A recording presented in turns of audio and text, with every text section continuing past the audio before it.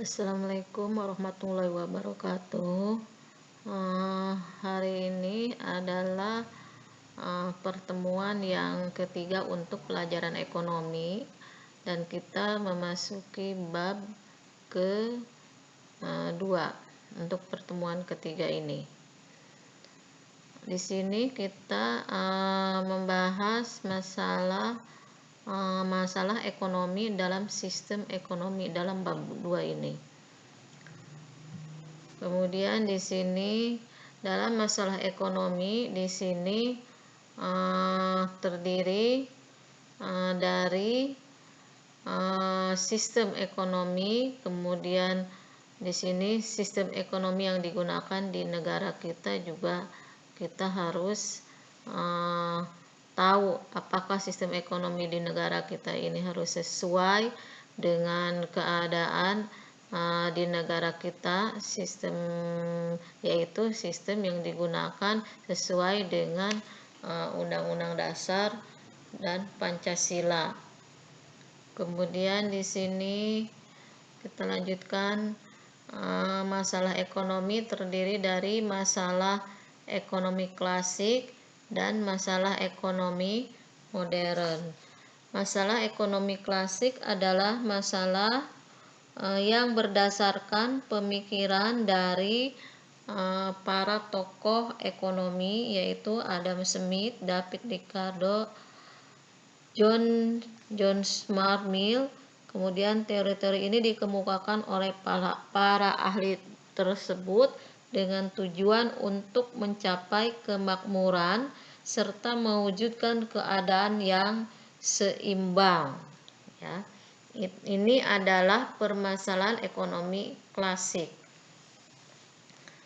Kemudian kita lanjutkan. Permasalahan ilmu klasik di sini terdiri dari 3 unsur. Yang pertama di sini produksi, yang kedua di sini distribusi, yang ketiga konsumsi. Apa masalah produksi? Yaitu masalah bagaimana cara memproduksi barang dan jasa yang dibutuhkan di masyarakat. Kemudian di sini distribusi. Distribusi adalah apakah barang dan jasa yang dihasilkan produsen itu sampai kepada konsumen atau tidak, apakah tepat atau tidak. Nah, ini kita bahas di masalah distribusi. Jadi penyalurannya itu harus tepat. Kemudian di sini masalah konsumsi. Kalau masalah konsumsi di sini masalah berkaitan dengan apakah barang dan jasa yang sudah dihasilkan benar-benar ini dikonsumsi oleh masyarakat dan memerlukannya maksudnya, ya. Nah, ini kita semua perusahaan harus tahu jenis barang apa yang kita buat itu harus benar-benar diperlukan oleh masyarakat. Kemudian dilanjutkan ya dengan permasalahan ekonomi modern. Permasalahan ekonomi modern di sini terdiri dari 3, what, how, dan for whom. What itu adalah barang apa yang akan diproduksi. Yang kedua adalah how. How adalah barang apa, bagaimana barang tersebut diproduksi. Yang ketiga adalah for whom. For whom itu untuk siapa barang tersebut diproduksi. Itu adalah yang dibahas dalam ekonomi modern. Kemudian kita harus tahu what. What itu adalah terkait dengan penggunaan satu sumber daya tertentu dan produk yang akan dihasilkan. Itu yang pertama. Yang kedua, menentukan jenis dan jumlah produk yang akan dihasilkan sesuai kebutuhan masyarakat. Kemudian di sini how. How itu terdiri dari terkait teknik produksi yang digunakan produsen dalam proses produksi. Kemudian Yang kedua adalah penentuan teknik produksi perlu mempertimbangkan biaya produksi yang dikeluarkan dan keuntungannya yang diperoleh produsen. Kemudian for whom. For whom itu adalah berkaitan dengan segmen pasar atau target pasar atas produksi yang dihasilkan oleh produsen. Jadi intinya bahwa ekonomi modern terdiri dari 3, what, how, for whom. Tadi what itu adalah barang apa yang akan diproduksi, dan di sini how adalah bagaimana barang tersebut diproduksi, kemudian for whom adalah untuk siapa barang tersebut diproduksi. Kemudian di sini dilanjutkan dengan sistem ekonomi yang ada di negara kita. Macam-macamnya adalah sistem ekonomi. Nah, sebelumnya kita harus tahu apa itu sistem ekonomi. Sistem ekonomi adalah sistem itu adalah cara mengatur kondisi perekonomian suatu negara sesuai dengan kondisi negara tersebut.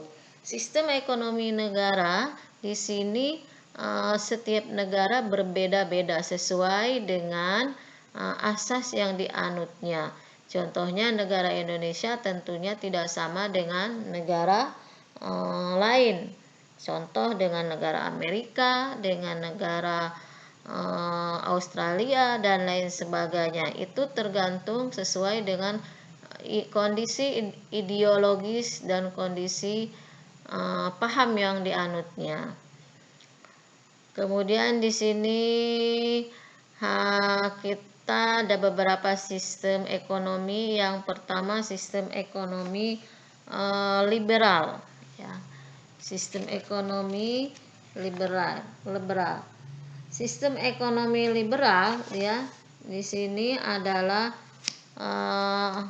sistem ekonomi liberal adalah sistem ekonomi bebas, ya, bebas. Bebas artinya di sini setiap negara bebas menjalankan kegiatan perekonomian, ya, sesuai dengan kondisi perekonomian negaranya masing-masing. Adapun ciri-cirinya dalam sistem perekonomian bebas adalah di sini kita lanjutkan next, ya. Sistem perekonomian bebas kita lanjutkan. Ciri-cirinya adalah adanya campur tangan pemerintah sangat minim, ya. Yang pertama, campur tangan pemerintah sangat minim. Yang kedua, mengakui pemilihan individu atas faktor-faktor produksi. Yang ketiga, kebebasan masyarakat untuk berinovasi diakui dan dihormati.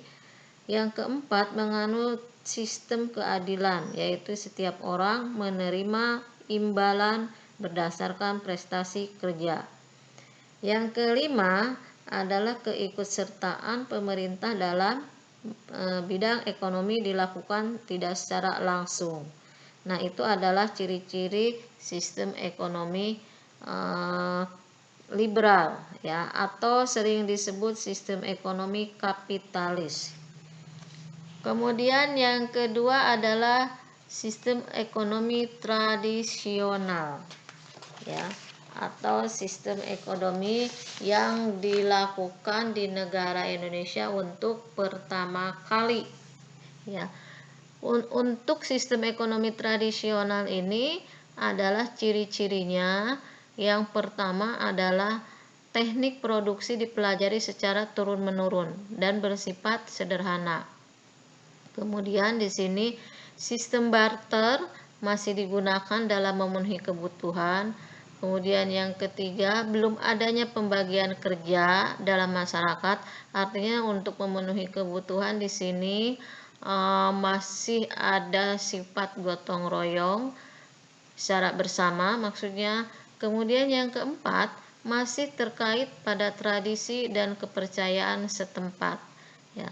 Yang keenam, Yang kelima ya, alat atau teknologi produksi masih bersifat sederhana, artinya belum modern, apalagi berhubungan dengan mesin-mesin. Jadi semua untuk memenuhi kebutuhan itu dilakukan sangat sangat sederhana sekali ya. Artinya tanpa ada teknologi yang seperti yang dirasakan sekarang ini. Nah, untuk pertemuan ketiga bab 2 ini adalah sampai di sini dulu. Ibu cukupkan, nanti kalian diberi tugas ya untuk akhirnya ya, sampai akhir bab ini. Ibu cukup sekian dari Ibu yang Ibu sampaikan untuk pertemuan ketiga.